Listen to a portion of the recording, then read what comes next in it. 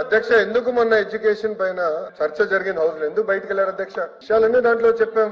మళ్ళీ ఆ రోజు ఎందుకు బైకాట్ చేశారండి మీరు? ఎందుకు బైకాట్ చేశారు స్వామి? ఉండండి, విద్యా వ్యవస్థ పైన చర్చిద్దామని దాంట్లో స్పష్టంగా ఫీ రీఎంబర్స్మెంట్ పైన చాలా క్లారిటీ ఇచ్చింది ప్రభుత్వం. మళ్ళీ ఇప్పుడు ఆ రోజు బైకాట్ చేస్తారు, ఇన్నరు, కనీసం నోట్ చదవరు. అంటే ఇంకో కాపీ పంపిస్తా స్వామి, ఒకసారి నోట్ చదవండి, చదివిన మీరు అడగండి. మంత్రి గారు వాస్తవాలు చెప్తుంటే దాన్ని కూడా మీరు ఓర్చుకోలేకపోతే కరెక్ట్ కాదా? 4,200 కోట్లు మీరు బకాయిలు పెట్టారు, అవునా కాదా చెప్పండి? ఓకే, వివరాలు ఇప్పుడు పంపిస్తున్నా. School fee reimbursement, PG fee reimbursement, అన్ని వివరాలు ఇక్కడ ఉన్నాయి. 4,200 కోట్ల బకాయిలు పెట్టారు మీరు. నంబర్ 1.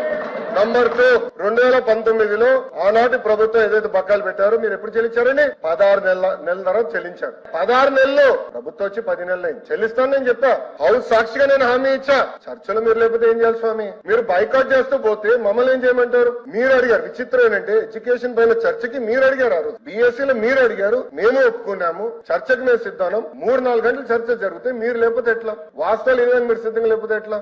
అది కరెక్ట్ కాదు. దయచేసి గౌరవ సభ్యులు ఇచ్చిన వివరాలు మొత్తం చదవండి, మంత్రి గారికి క్లీన్ గా సమాధానం చెప్తారు.